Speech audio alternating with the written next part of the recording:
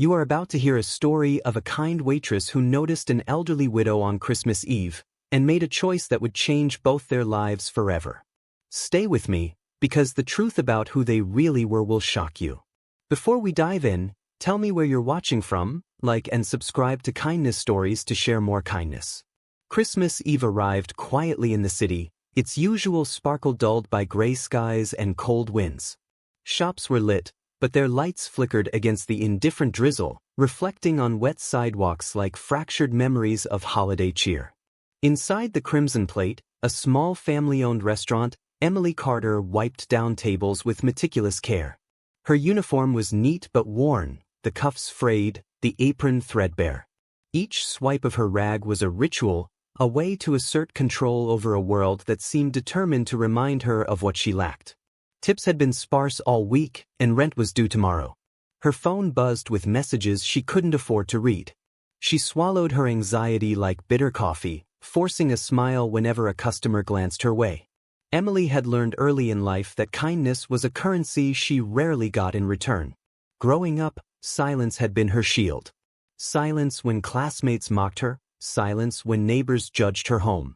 Silence when her mother struggled and her father walked away. Now, in this tiny restaurant, silence was still her armor, but one she carried with quiet defiance. Meanwhile, across town, the snow-dusted sidewalks were empty, save for Margaret Hale, an elderly widow moving slowly, almost deliberately, as though each step required negotiation with time itself. Her coat was modest, her shoes practical, her hands gloved but frail. She looked like any other elderly woman passing through winter streets, but behind those measured steps lay a lifetime hidden, wealth that could buy palaces, and grief that had bought loneliness in equal measure. She had learned that when you are rich, people either fawn or ignore, rarely connecting with the person beneath the fortune. Tonight, she was just a woman who hadn't eaten since morning, unseen in a city that worshipped appearances. Through the restaurant window, Emily spotted her. The woman's eyes met hers briefly, a flicker of vulnerability hidden behind calm poise. Emily felt a pull she didn't quite understand. It was the same pull she had felt many times with strangers who carried their own silent weight. Something about this woman's stillness, the quiet resignation in her posture, struck a chord. Emily hesitated, then acted. She fetched a bowl of warm soup, a crust of bread, and a steaming cup of tea. She set them in front of Margaret, who looked momentarily startled. You look like you could use something warm, Emily said softly, stepping back. Margaret's hands, trembling slightly, clasped the cup. Thank you, she whispered, her voice small but genuine. In that moment, the two women shared something unspoken, a recognition of survival, of dignity preserved even under hardship. The manager noticed. Emily, what are you doing? He barked from the kitchen. That's not part of your job. Emily looked down, heart racing, but didn't apologize. She couldn't. Something inside her had shifted. She realized that sometimes, doing the right thing required risking censure, risking comfort, risking herself. Margaret ate slowly, savoring each bite, not because she was starving, but because it had been years since anyone had offered her kindness without expectation. Her mind wandered briefly to the life she had lost. The family, the fortune, the public appearances that never felt real. Here, at this small table with a young waitress who had nothing to gain, Margaret felt something she hadn't felt in decades: human connection. After the meal, Margaret tried to leave without drawing attention, but Emily insisted. You can't go out in this weather without a coat. Sit a bit longer. Drink some tea. They shared a silence that was heavy with unspoken stories. Outside, the city carried on, indifferent to the quiet miracle unfolding in a modest restaurant.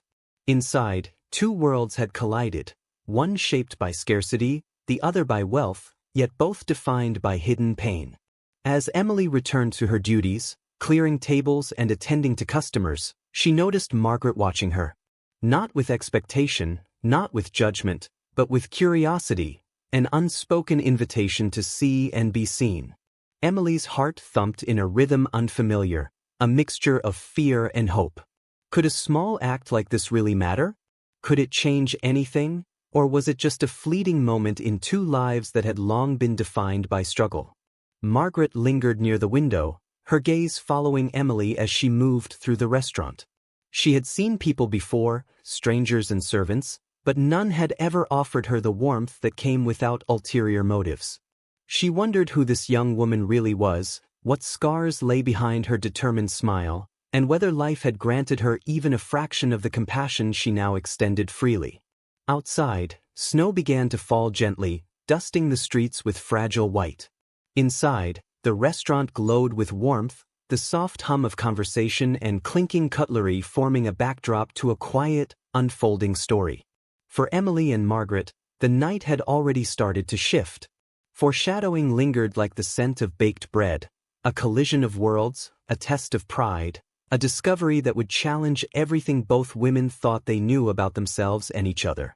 As the restaurant closed for the night, Emily wiped down the last table, glanced at Margaret's empty chair, and whispered a quiet promise to herself, "No one goes hungry if I can help it." Margaret stepped into the snowy night, her coat wrapped tightly, her heart unexpectedly lighter. Something had begun, an invisible thread connecting two lives destined to intersect in ways neither could yet imagine. As we continue, hit that like button if this moment touched your heart, comment below where you're watching from, and don't forget to subscribe. Tomorrow, we'll see how this simple act of kindness begins to ripple in ways neither Emily nor Margaret could have expected. The morning after Christmas Eve brought a brittle chill, frost clinging to car windows and the edges of lampposts. Emily Carter arrived at the Crimson Plate earlier than usual, dragging her tired feet through the cold, her mind replaying the previous night's encounter with Margaret Hale. Something about that quiet gratitude, the tremor in Margaret's hands as she sipped her tea, had lodged itself in Emily's chest. She didn't know why, but she couldn't shake it. Margaret returned that morning. She moved slowly as if weighing each step. Her coat was modest, her hat slightly askew, but her eyes, those keen, pale eyes, were impossible to hide. She scanned the restaurant, not for menu items or staff efficiency, but for Emily. When their eyes met, a faint smile tugged at her lips.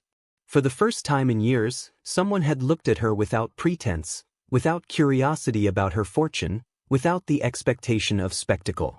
Emily approached cautiously, her apron still dusted with flour and coffee stains. "Good morning. Would you like some breakfast?" Margaret nodded, almost imperceptibly. Emily prepared a plate, choosing the warmest, heartiest items from the morning menu. Scrambled eggs, buttered toast, a steaming cup of cocoa. She placed it in front of Margaret with hands that had learned to work efficiently yet gently. "You really didn't have to," Margaret began, then stopped. Her pride fought to keep her voice steady. "I wanted to," Emily said simply, smiling. No explanation, no justification. That simplicity was both shocking and comforting. Margaret hesitated, then picked up her fork, beginning to eat as if she'd been starving for more than just food. Every bite carried a weight neither woman spoke aloud.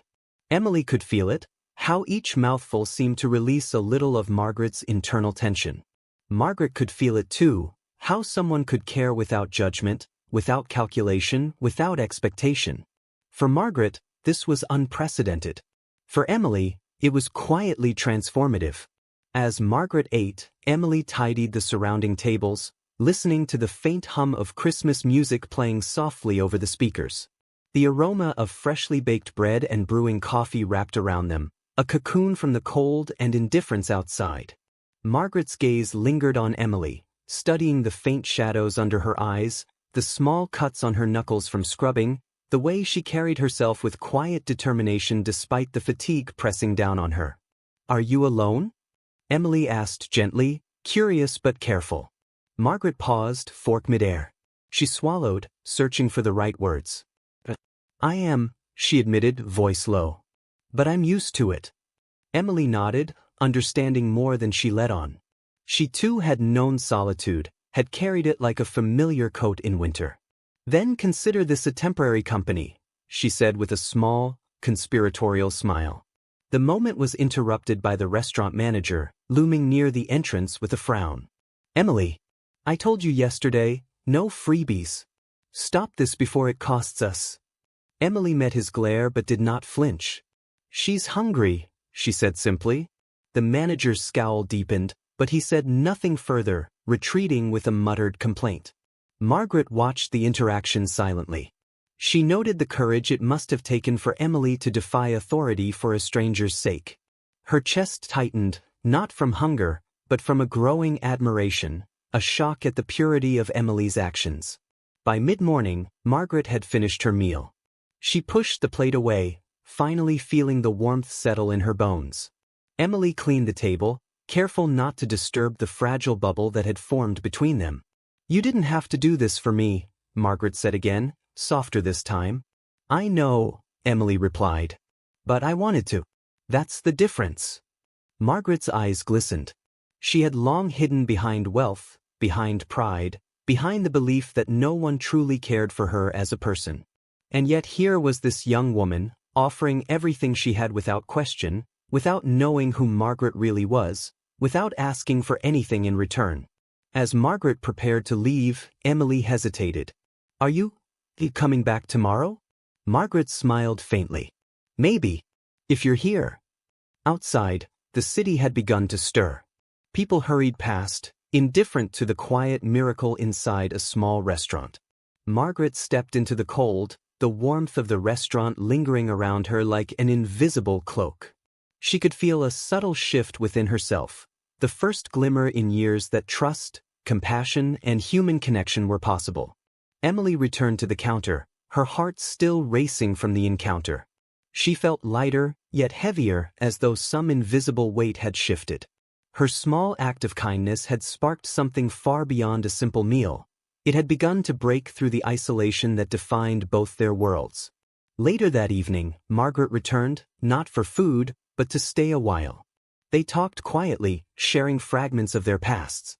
Margaret spoke of a husband long gone, of winters filled with loneliness despite wealth, of grief that had become a companion she could neither shake nor embrace fully. Emily shared her struggles, the weight of bills, the fear of an uncertain future, the moments of doubt that haunted her in silence. Each story revealed hidden wounds, carefully stitched into the fabric of their lives. They were strangers, yet already intimately aware of the cracks in each other's hearts.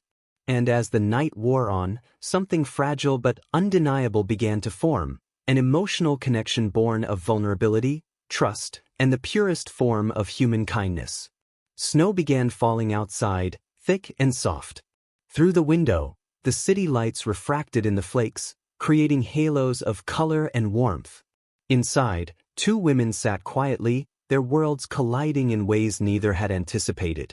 The restaurant's soft glow wrapped around them, sealing this moment in a cocoon of intimacy and silent understanding. Neither knew that this small act of feeding a hungry stranger would ripple outward in ways they could not yet imagine. Neither knew the truth the other was hiding: wealth, poverty, loss, resilience. But the spark had been lit, and in the quiet, shared warmth of that Christmas Eve, it promised transformation. If this moment touched your heart, hit like and comment below with how you would have reacted. Stay subscribed. You won't want to miss what happens next as their worlds collide even further. The days after Christmas were quiet but heavy. Emily Carter returned to her shift at the Crimson Plate, her movements automatic, yet her mind kept wandering to Margaret Hale. She couldn't stop thinking about the widow's pale, attentive eyes, the way her hands had trembled slightly while sipping tea, the fragile pride she carried like armor.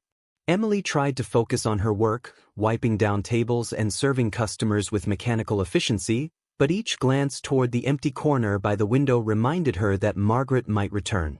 Margaret, meanwhile, walked through the city streets wrapped in layers of coat and careful composure. The warmth of the restaurant still lingered, but with it came confusion. She was accustomed to people seeing only her wealth, her social position, or the absence of either. Yet Emily had seen her, really seen her, and treated her as human. That recognition unsettled Margaret. She was proud, guarded, and fiercely independent. Vulnerability had always been a weakness she refused to show. Now, the memory of that simple meal and gentle conversation threatened to crack her defenses. The tension between desire for connection and fear of exposure grew. Margaret debated returning to the restaurant. If she came back, would Emily treat her differently once her wealth became known? Could she risk being vulnerable with someone she didn't even know fully? Emily, on the other hand, wrestled with her own doubts. Was she overstepping? Was she naive to hope that one small act could create anything lasting? Days passed. Margaret returned one chilly evening, but their first words were cautious. "Good evening," Emily said, trying to mask both relief and nervousness. "Good evening," Margaret replied, her voice measured. Neither mentioned the Christmas Eve incident directly, though both felt its weight. They spoke of ordinary things at first, weather, city noise, small mishaps, but beneath their conversation flowed unspoken currents of fear and curiosity. Emily noticed Margaret flinch slightly at her questions about family, prompting Emily to pause, realizing that boundaries, though unseen, were firmly drawn. Margaret noticed Emily's hesitation when mentioning her own financial struggles. Both women had wounds they were not ready to reveal, yet both were drawn irresistibly toward each other. External pressures compounded their internal struggles. The restaurant manager had begun muttering complaints to the staff. "She's getting too comfortable," he said of Emily. "We can't have that, especially with customers like that." The remark carried a sting, an implicit warning that kindness could have consequences, and that empathy might come at a personal cost. Meanwhile, Margaret faced her own battles. Calls from financial advisors and social acquaintances reminded her of her wealth and influence. Invitations to events, charity galas, and board meetings arrived with regularity. But none of those obligations carried the same warmth as Emily's quiet attention. Margaret wrestled with a tension she had long forgotten, the conflict between her meticulously controlled world and the unpredictable pull of human connection. One afternoon, a small misunderstanding sparked their first real argument. Emily, anxious about her own reputation at work, suggested they meet somewhere quieter. Margaret, sensitive to perceived condescension, misread the concern as a criticism of her life choices. Voices rose, not dramatically, but enough to shatter the delicate rhythm they had been building. "I don't need anyone telling me how to live," Margaret said, her tone sharp. "I'm capable." "I didn't mean," Emily began, but the words faltered. Silence fell. Both recognized the stakes now. It was no longer a simple act of kindness or curiosity. It was trust, fragile and complicated. They had glimpsed the possibility of something real, yet neither knew how to navigate the tension that came with vulnerability. Despite the friction, circumstances forced them together again. One evening, a snowstorm swept the city, closing streets and businesses. The Crimson Plate remained open only because Emily insisted on helping a few stranded patrons. Margaret arrived, seeking warmth from the cold, but also drawn by something she couldn't name. The storm left them trapped in the restaurant, side by side, both aware that avoidance was impossible. During that long night, emotions simmered. Margaret's pride clashed with the growing affection and trust she felt for Emily. Emily's insecurities battled with the desire to connect and protect this fragile bond. Every glance, every pause in conversation, carried the weight of unspoken fears and hopes. Finally, when the storm subsided and the city began to thaw, both women realized that their emotional walls had been breached. Resistance had delayed the inevitable, but avoidance could not last forever. The spark from Christmas Eve had become a quiet flame, flickering with potential, but threatened by misunderstanding, fear, and pride. Margaret left that night, her coat wrapped tightly, the snow crunching beneath her shoes. She did not know whether to return tomorrow, but she felt a new awareness. Connection, though dangerous, was possible. Emily watched her leave, hands trembling slightly as she wiped down tables, her heart both heavy and full. The tension would not be resolved easily. Pride, fear, and external pressures loomed like shadows over the budding bond between them. Yet the pull toward one another remained undeniable, a quiet insistence that neither circumstance nor misunderstanding could fully erase. If this story is keeping you on the edge, hit like, comment how you think they'll handle their tension, and make sure to subscribe. You won't believe what happens next as they're forced even closer together. The city streets were glazed with ice, slick and dangerous, when Emily finished her shift. She grabbed her coat and shivered, the wind cutting through her layers like a cold whisper. For the first time since Christmas Eve, She wondered if she might see Margaret again. A small, unbidden hope had settled in her chest, one she hadn't allowed herself to name. Margaret had arrived earlier, hesitant, almost apologetic. "I didn't want to impose," she said, voice soft, carrying a weight Emily couldn't name but immediately understood. The snowstorm outside had trapped her, yes, but it had also given her a reason to stay, to test herself against the pull of connection she had been resisting. Emily offered her a chair, a cup of tea, and a quiet smile. "You're not imposing," she said. "You're welcome here." Margaret's hands trembled slightly as she accepted the cup. The warmth seeped into her fingers, then slowly into her chest. It was more than tea. It was a gesture, a bridge across the isolation she had carried for decades. Emily watched her, noting the subtle movements, the twitch of her eyes, the slight tension in her shoulders, the way she leaned slightly forward despite the air of formality she maintained. They were forced into proximity not just by the storm, but by circumstance. With the restaurant empty, no patrons to serve, no distractions, they were left with each other and the unspoken questions that hung between them. Emily felt her heart quicken with both anticipation and fear.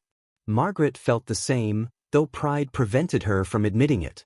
For hours, they spoke in quiet fragments, sharing pieces of their lives they had long hidden. Margaret spoke of winters spent alone, of grief tucked beneath layers of wealth and expectation, of moments when she had longed for someone to simply see her, not her money, not her reputation, but her.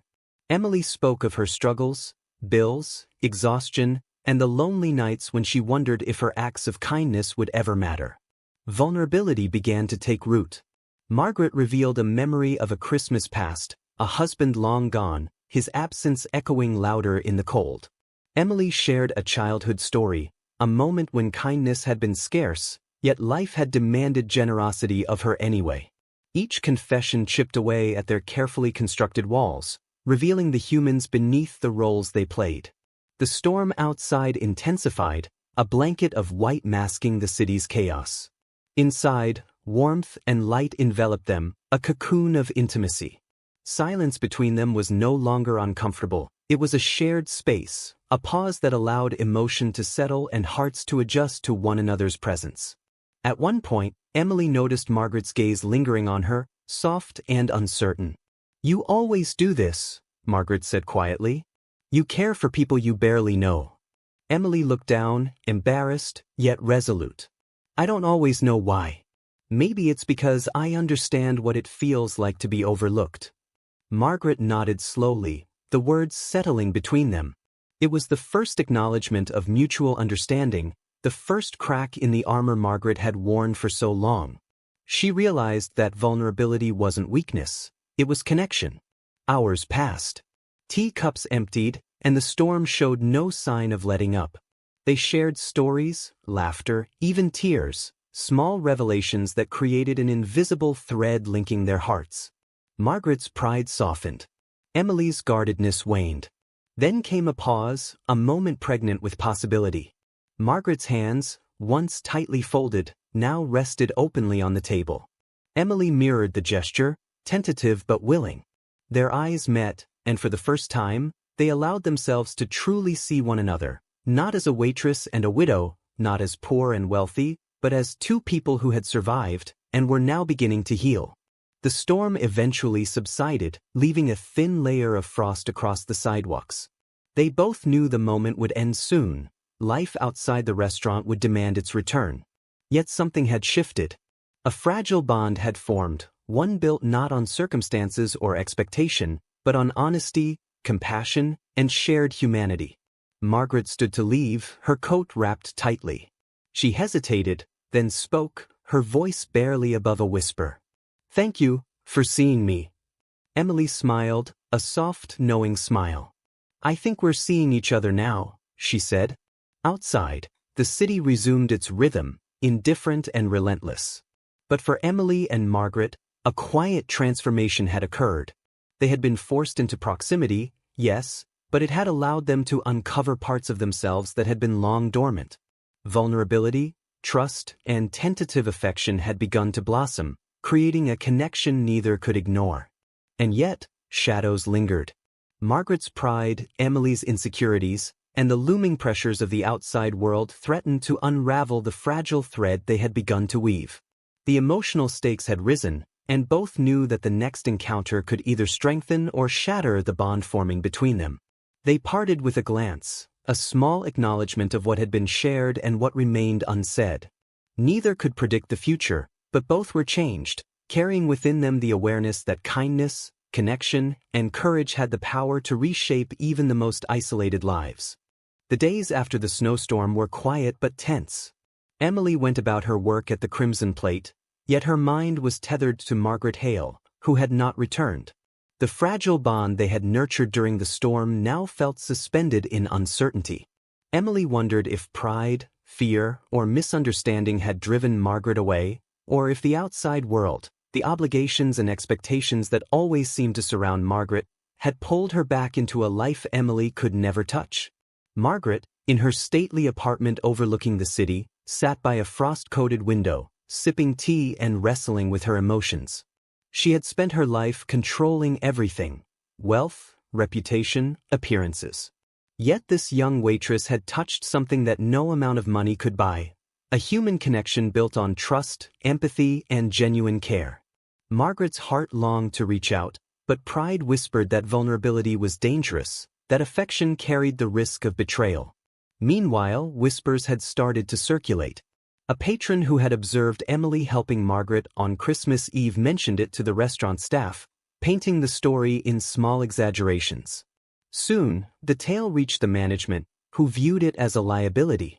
Emily, unaware, continued her work, unaware of the growing tension outside her small bubble of connection. One evening, Margaret finally returned, hesitant. Her coat was immaculate, her posture erect, but her hands betrayed her nervousness. She began, then stopped, unsure how to bridge the gap between pride and desire. Emily looked up, a soft smile flickering across her tired face. "I wasn't sure you'd come back," she said gently. Margaret exhaled, a quiet surrender of fear and self-protection. "I didn't know if I should." Before they could speak further, a sharp knock echoed from the restaurant entrance. The manager appeared, his expression severe. "Emily, we need to talk. Now." Emily's heart sank. Margaret's eyes narrowed slightly, the tension returning like an unwelcome shadow. The manager's words were measured, almost accusing. "Your actions have caused complications. This kindness you're showing, it could have consequences." Margaret, observing silently, felt the walls she had built for years stirring uneasily. For the first time, she realized that her presence, her very identity, might complicate Emily's life in ways neither could control. Emily's jaw tightened, her voice steady but low. "I won't stop being kind. Not for anyone." The manager's expression darkened, but he said no more, retreating with a huff. Margaret's gaze softened as she watched Emily. Here was someone who would stand for what she believed, even when threatened, even when it was inconvenient. That night, after the restaurant closed, Emily and Margaret sat together in silence, each carrying their fears and hopes. Margaret reached across the table, placing a trembling hand over Emily's. "I want to tell you something," she said softly. Emily leaned in, heart pounding. "You can." Margaret took a deep breath, the walls of pride crumbling. "I'm not what you think I am. I'm not poor, wealthy. But I wanted you to see me as a person, not money. I wanted to be treated as human." Emily stared, shocked, but not in judgment. Instead, there was clarity. She had suspected there was more beneath Margaret's quiet dignity, and now she understood. "That doesn't change anything," Emily said softly. "It just explains why you've been so careful." Tears glimmered in Margaret's eyes. "I didn't want this to hurt you or complicate your life." Emily shook her head. "It doesn't. It only matters that we were honest now." The moment hung between them, fragile and brilliant. Then came the crisis, a phone call from one of Margaret's financial advisors, reminding her of an urgent matter. A decision had to be made that could affect her fortune, her family legacy, and her public image. Margaret felt torn between her responsibilities and the rare human connection she had found with Emily. The tension escalated. Margaret, trying to navigate both worlds, unintentionally hurt Emily. A misunderstanding flared. Emily thought Margaret was withdrawing, returning to the protective shell she had carried for decades. Margaret felt torn, believing she had no choice but to prioritize obligations over feelings. They parted that night, both wounded, both unsure if the fragile bond they had formed could survive the pressures outside the restaurant. Emily felt the weight of disappointment but also a deep well of empathy. Margaret felt the sting of self-recrimination and longing. Days passed. Emily focused on her work, quietly hoping for Margaret's return, unsure if it would ever happen. Margaret, in contrast, realized that the wealth and obligations she had spent a lifetime prioritizing felt hollow without the genuine connection she had glimpsed. Pride warred with desire, duty with vulnerability. Finally, on a cold evening, Margaret returned, not as a shadow of wealth, but as a woman ready to be seen. She approached Emily with deliberate care. "I want to try," she said simply, voice steady despite emotion. Emily smiled, warmth flooding her chest. "So do I." They embraced, not in grand gestures, but in the quiet certainty of mutual choice. The storm of misunderstandings, pride, and fear began to dissipate, replaced by a fragile, resilient bond. Margaret revealed her world fully, not just her wealth, but her grief, her fears, and the love she had withheld for so long. Emily shared her struggles, her dreams, and the courage it took to remain kind in a world often indifferent to compassion. In that exchange, both found healing. The resolution came gradually. Emily and Margaret collaborated to transform the restaurant into something more than a business. A small foundation where meals were shared, stories exchanged, and kindness given freely.